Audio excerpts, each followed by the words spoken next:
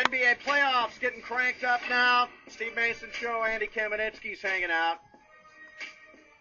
And we've got the Lakers getting ready for Sunday game number 1 against the Denver Nuggets at Staples Center. 12 o'clock noon is the start. No surprise that the Lakers are in that Sunday position. No, so it's pretty high-profile team. I'd say they get no more high-profile.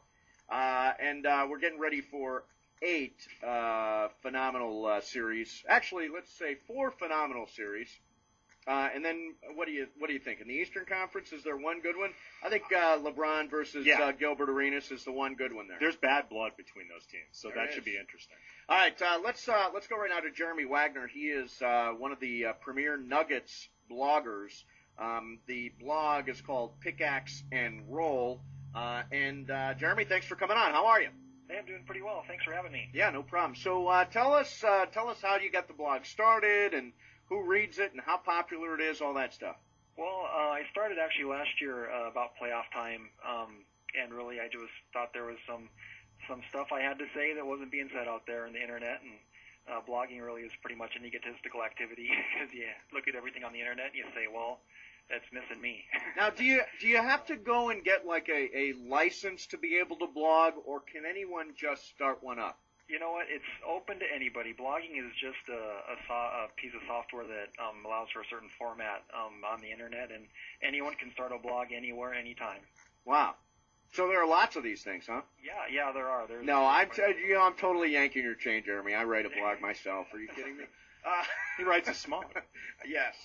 So what's the general excitement level about this Denver Nugget team and their prospects against the Lakers? I would say overall the excitement level is low. You guys know they've been in the playoffs for 4 straight years, and they've been bounced out of the first round of the playoffs for 4 straight years. Before this season, it was the players talked about how they really needed to have home court advantage to make a playoff run they wanted to make, and they failed to do that. And as a result of what happened in the regular season, they're stuck playing the number 1 seed in the Western Conference. So pessimistic then would be the view of this particular matchup. Yeah, I would say so. There are some more optimistic Nuggets fans, but I've yet to hear a compelling argument from any of them as to why the Nuggets really have a good chance in this series. For the last couple years, this Nuggets team has looked really dysfunctional and just able to combust at any point as much as they can put up 150. Do you still see that as an issue for them? Oh, they're absolutely a very inconsistent team, and I don't think anyone has an answer as to why. This is a team full of veterans. I mean, Allen Iverson, Marcus Camby, Kenyon Martin, they've all been in the finals. You'd think that they would know what it takes day in and day out to do on the floor in order to win and be successful, and they just don't do those things game after game. Their defense is inconsistent. You'll see stretches where they'll really lock down, and they'll look like a great team. Actually, I want to correct you. Their defense is actually non-existent. Yeah. It's actually very consistent in its own right. Consistently non-existent. Play defense this year. It does happen from time to time. I remember Game 41. Do you guys take solace? More like Game 36. Do Nuggets fans take solace in the fact that even if it is an entertaining brand of basketball, it's fun to watch, it is exciting, this run and gun and up and down. Is there a degree of solace that you guys take in that? Well, I think at first there probably was. This is the first time in 20 years we've won 50 games. There's been a lot of depressing seasons for Nuggets fans.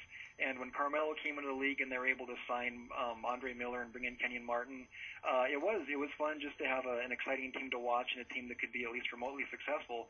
But at this point, we're ready for more substance over style. We want to see them make a playoff run, and it just doesn't look like this team's going to be able to do that. Well, give us the rosiest scenario. Give us the scenario by which you think Denver could beat the Lakers. Well, I think if they really commit to playing defense, if they can manage to step up on that end of the floor, if they will commit to running even after made baskets. They're a fast-paced team, but they don't necessarily run every game. What they do is they take shots early in the shot clock, and that kind of creates more possessions. But this team needs to be running. They need to get a lot of contribution off the bench from J.R. Smith and Linus Kleza. J.R. Smith is the kind of player that you've seen him. He can make 6 or 7 threes in a game. He can score 40. I saw him do that this year. Yeah, and he can really change the composition of a game with what he can do on offense. So if they get a good defensive effort, if they get some scoring off the bench, and if they can share the ball and run the break, maybe they have a chance to surprise the Lakers. But they just haven't shown the ability to put all those things together in a consistent basis this season. Well, they got a lot of guys on that team who can shoot you in and out of games. Yes. Yeah, and that's one thing that I have a concern about Allen Iverson. I think you kind of saw this last year in Game 5 against San Antonio when they were eliminated.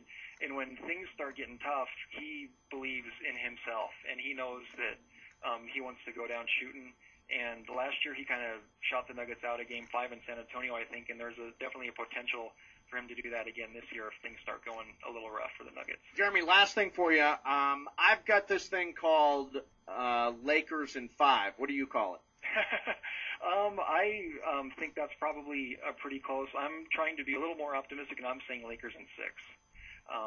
I think this Nuggets team knows that they were put together to make a playoff run this year, and if they don't do it, they are probably going to be they're probably going to look a lot different next year. You're going to see some player personnel changes, and they know what they're playing for, and that's to keep this team together.